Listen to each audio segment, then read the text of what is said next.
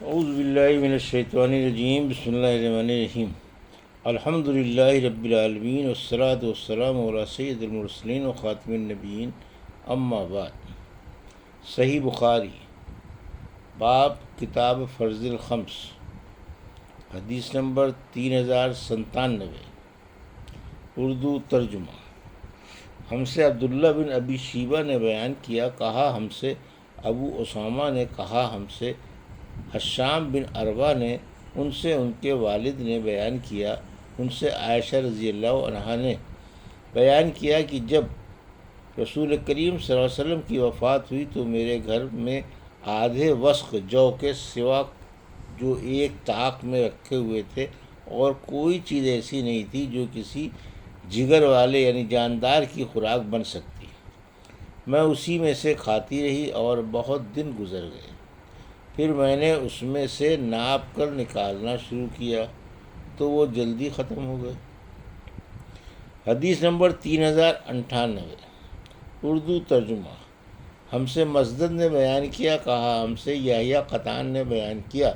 ان سے سفیان ثوری نے کہا مجھ سے ابو اسحاق نے بیان کیا، کہا کہ میں نے عمرو بن حارث سے سنا، وہ کہتے تھے کہ نبی کریم صلی اللہ علیہ وسلم نے اپنی وفات کے بعد اپنے ہتھیار، ایک سفید خچر اور ایک زمین جسے آپ خود صدقہ کر گئے تھے کے سوا اور کوئی ترکہ نہیں چھوڑا تھا۔ حدیث نمبر 3099، اردو ترجمہ۔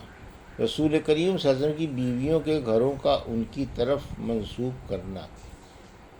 اور اللہ پاک نے سورہ احزاب میں فرمایا کہ تم لوگ ازواج مطہرات اپنے گھروں ہی میں عزت سے رہا کرو، اور اسی صورت میں فرمایا کہ نبی کے گھر میں اس وقت تک نہ داخل ہو جب تک تمہیں اجازت نہ مل جائے۔ ہم سے حبان بن موسیٰ اور محمد بن مقاتل نے بیان کیا، کہا کہ ہمیں عبداللہ بن مبارک نے خبر دی، کہا ہم کو معمر اور یونس نے خبر دی، ان سے زہری نے بیان کیا، انہیں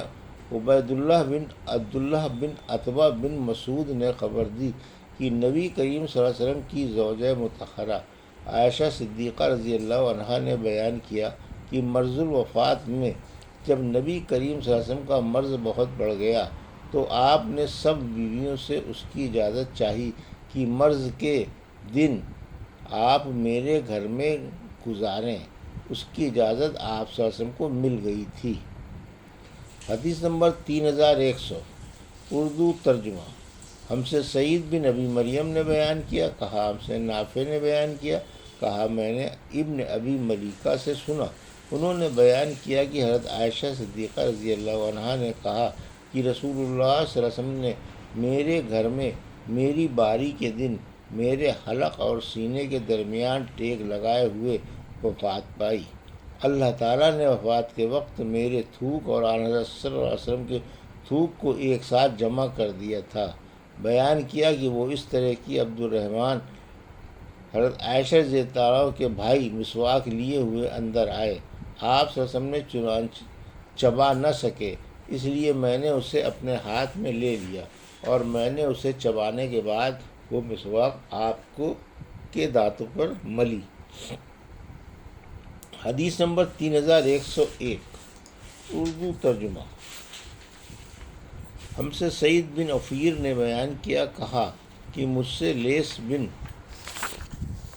سعد نے بیان کیا، کہا کہ مجھ سے عبد الرحمن بن خالد نے بیان کیا، ان سے ابن شہاب نے، ان سے حضرت علی بن حسین زین العابدین نے کہ نبی کریم صلی اللہ علیہ وسلم کی زوجہ مطہرہ حضرت صفیہ رضی اللہ عنہا نے انہیں خبر دی کہ وہ نبی کریم صلی اللہ علیہ وسلم کی خدمت میں ملنے کے لیے حاضر ہوئیں۔ آن صلی اللہ علیہ وسلم رمضان کے آخری عشرے کا مسجد میں اعتکاف کیے ہوئے تھے، پھر وہ واپس ہونے کے لیے اٹھیں تو آن صلی اللہ علیہ وسلم بھی ان کے ساتھ اٹھے۔ جب آن صلی اللہ علیہ وسلم اپنی زوجہ مطہرہ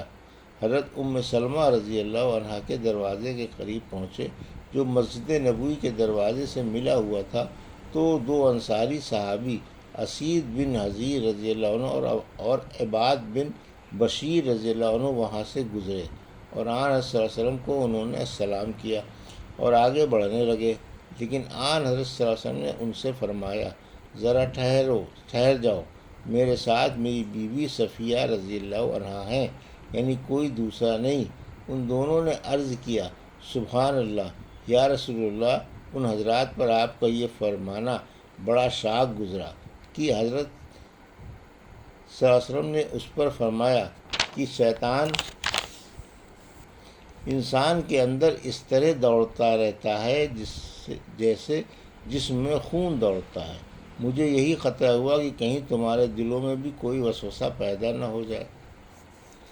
حدیث نمبر 3102، اردو ترجمہ۔ ہم سے ابراہیم بن منظر نے بیان کیا، کہا ہم سے انس بن ایاز نے بیان کیا، ان سے عبید اللہ عمری نے، ان سے محمد بن یحییٰ بن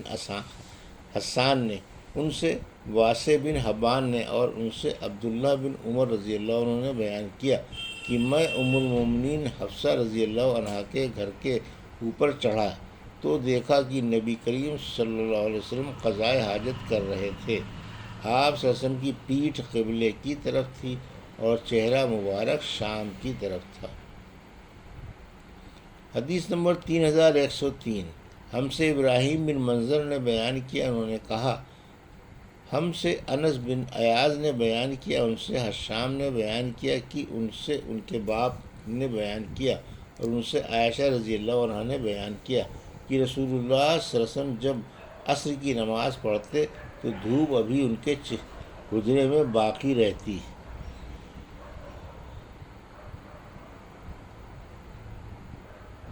حدیث نمبر 3104، اردو ترجمہ۔ ہم سے موسیٰ بن اسماعیل نے بیان کیا، کہا ہم سے جویریہ نے بیان کیا، ان سے نافع نے، اور ان سے عبداللہ رضی اللہ عنہ نے بیان کیا کہ نبی کریم صلی اللہ علیہ وسلم نے خطبہ دیتے ہوئے عائشہ رضی اللہ عنہا کے حجرے کی طرف اشارہ کیا اور فرمایا کہ اسی طرف سے یعنی مشرق کی طرف سے فتنے برپا ہوں گے۔ 3 مرتبہ آپ صلی اللہ علیہ وسلم نے اسی طرح فرمایا کہ یہیں سے شیطان کا سر نمودار ہوگا۔ حدیث نمبر 3105، اردو ترجمہ۔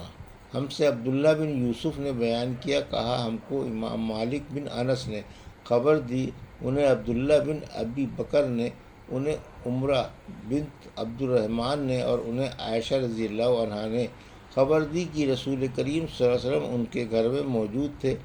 اچانک انہوں نے سنا کہ کوئی صاحب حفصہ رضی اللہ عنہا کے گھر میں اندر آنے کی اجازت مانگ رہے ہیں۔ عائشہ رضی اللہ عنہ نے بیان کیا کہ میں نے عرض کیا، یا رسول اللہ، آپ دیکھتے نہیں یہ شخص آپ کے گھر میں جانے کی اجازت مانگ رہا ہے؟ آن صلی اللہ علیہ وسلم نے اس پر فرمایا کہ میرا خیال ہے یہ فلاں صاحب ہیں۔ حفصہ رضی اللہ عنہ کے رضاعی چچا۔ رضاعت بھی ان تمام چیزوں کو حرام کر دیتی ہے جنہیں ولادت حرام کرتی ہے۔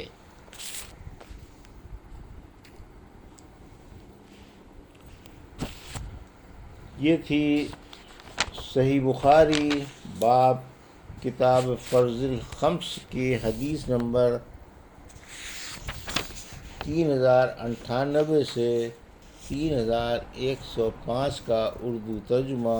جو ابھی آپ نے سماعت فرمایا۔ اللہ سے دعا ہے کہ اللہ میں ان حدیثوں کی صحیح سمجھ عطا فرما اور ان پر عمل کرنے کی توفیق عطا فرما، آمین یا رب العالمین۔